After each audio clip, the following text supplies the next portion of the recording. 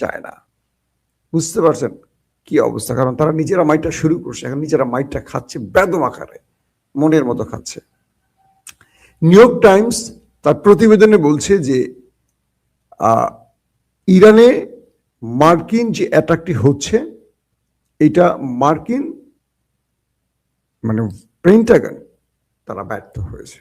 অর্থাৎ ইরানকে যেই জবাব দিতে চেয়েছিল আমেরিকা, সেই জবাবটা উল্টো আমেরিকা নিজে পেয়েছে।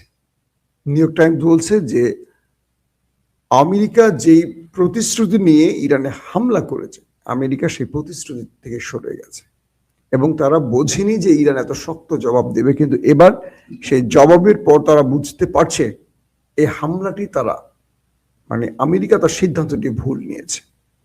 নিউ ইয়র্ক টাইমস আরো বলছে যে আমেরিকার পেন্টাগন বা সামরিক বা জেনারেলরা বারবারই নিষেধ করেছিল ট্রাম্পকে যে এই যুদ্ধে জড়াবেন না, এখানে 10 থেকে 12% জয়ের সম্ভাবনা আছে মাত্র, এবং এখানে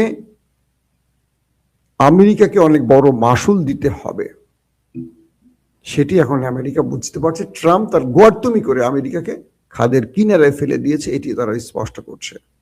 বারবার ট্রাম্পকে নিষেধ করা হয়েছিল যুদ্ধে না জড়াতে, কিন্তু ট্রাম্প মানে জোর করে তিনি যুদ্ধে এসেছেন বা নেতানিয়াহুর বুদ্ধিতে তিনি যুদ্ধে এসেছেন এমনটি বলা হচ্ছে। কাতার নতুন করে স্টেটমেন্ট দিয়েছে, তাদের পররাষ্ট্রমন্ত্রী বলছে যে আমরা ইরানের বিরুদ্ধে লড়াই করব না, আমরা আমাদের মধ্যে আলোচনা করে সমাধান করব।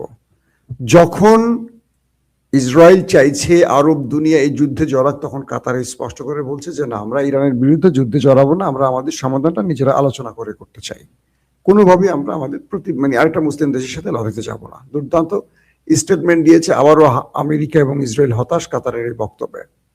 কালকে লাইভে আপনাদের বলেছিলাম যে আরব আমিরাত ইরানে হামলা করেছে এমন খবর দিয়েছে নেতা কাকুর গণমাধ্যম, কিন্তু অবশেষে আমি আপনাদের বলেছিলাম যে আরব আমিরাত কোনো স্টেটমেন্ট দেয়নি। আজকে আরব আমিরাত স্টেটমেন্ট দিয়েছে তারা ইরানে কোনো হামলা করেনি। এই তথ্যটি পুরো মিথ্যে। অর্থাৎ বোঝা যাচ্ছে তারা আরবকে যুদ্ধে জড়াবার জন্য চেষ্টা করে যাচ্ছে, পারছে না। আরব এখন পর্যন্ত কোনো বোকামি করেনি, আগামী দিন কি করবে জানি না, এখন পর্যন্ত তারা কিছু বলেনি। সবচেয়ে ভয়ঙ্কর যে ব্যাপারটি হলো আমেরিকার সকল জনগণকে এবং অফিসিয়ালকে যারা অ্যাম্বাসিতে বা দূতাবাসে কাজ করেন তাদেরকে দ্রুত সৌদি আরব ছাড়তে বলেছে আমেরিকা। ব্যাপার কি? আমেরিকার জনগণ তো অনেক চলেই গেছে সৌদি আরব ছেড়ে বা আরব রাষ্ট্র ছেড়ে, এবার অফিসিয়ালদের দূতাবাসের কর্মকর্তাদের কেন দেশ ছাড়তে বলছেন? তার মানে সৌদি আরব নিয়ে বড় কোনো অ্যাডভেঞ্চারে যাচ্ছে আমেরিকা ইসরায়েল। ধারণা করা হচ্ছে নিজেরা কোনো বড় গুপ্ত হত্যা করতে পারে এবং সেটি ইরানের গায়ে চাপাবার জন্যই তাদের সকল রাষ্ট্রদূত অফিসের বা অ্যাম্বাসির অফিসের কর্মকর্তা কর্মচারীদের দেশ ছাড়তে বলছে, এমনটি কেউ কেউ বলছেন। তবে সৌদি আরব থেকে তাদের জনগণ বা তাদের অফিসিয়ালদের সরিয়ে নেওয়ার অনেকগুলো ইঙ্গিত পাওয়া যায়, কারণ সৌদি আরব এই যুদ্ধে বড় মাত্রায় প্রবেশ করতে যাচ্ছে। মানে সৌদি আরব করবে না যুদ্ধে, সৌদি আরবের বিরুদ্ধে বড় কোনো অ্যাডভেঞ্চার নেপথ্য থেকে করা হবে এখন ষড়যন্ত্রকারীদের পক্ষ থেকে, এটি মোটামুটি আন্দাজ করা যায়।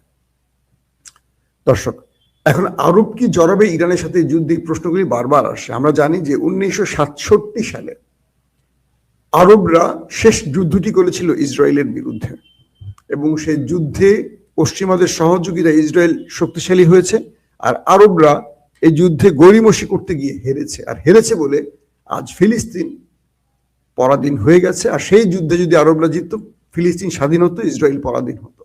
উল্টোটা ঘটেছে। এখন প্রশ্ন হলো, সেই আরবরা 1967 পর আবার যুদ্ধে জড়াবে?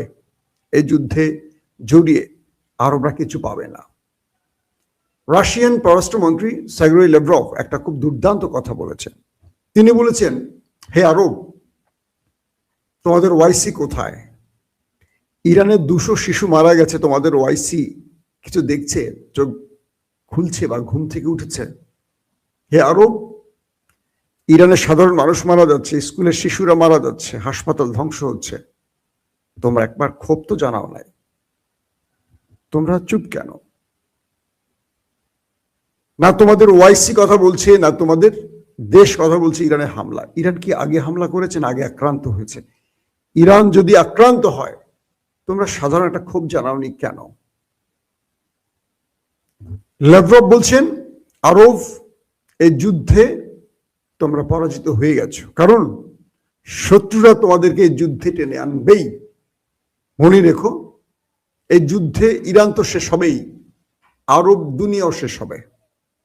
আরবের অর্থনৈতিক মেরুদণ্ড ভেঙে পড়বে, মাঝখান থেকে ধনী হবে পশ্চিমারা, ইউরোপীয়রা।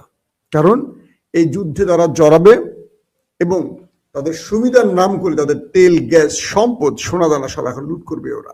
তাই করবে।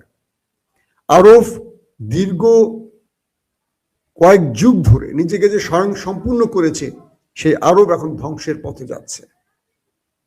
লাভরভ বলছেন তোমরা ইরানের পক্ষে একটি ক্ষোভ প্রকাশ করলে না, কিন্তু আমেরিকা ইসরায়েলের উপর পক্ষে তোমরা পক্ষে সুর তুললে।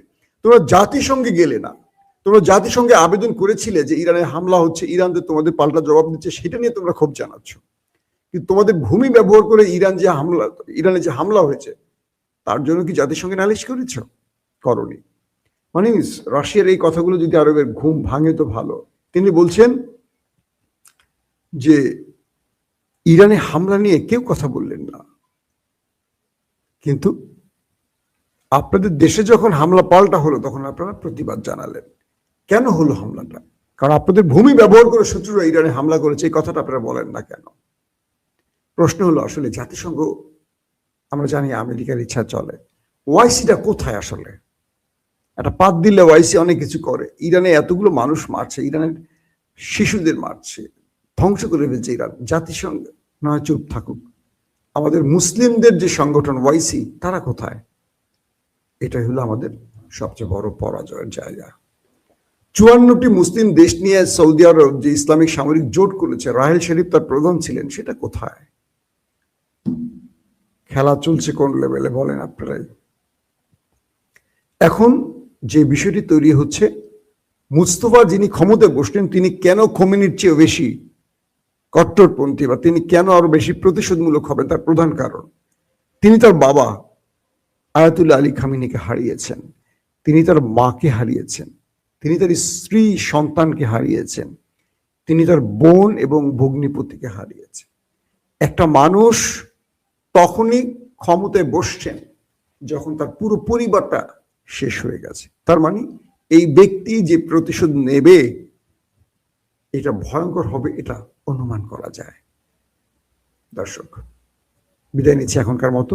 আমাদের কাছে আরো অনেকগুলো খবর জমা ছিল আজকে। আমরা এই নিয়মিত দেশ বিদেশের খবর জানতে অবশ্যই চ্যানেলটি সাবস্ক্রাইব করে সঙ্গে থাকবেন, সেই সাথে লাইক, কমেন্ট ও শেয়ার করে সঙ্গে থাকবেন। ধন্যবাদ সবাইকে।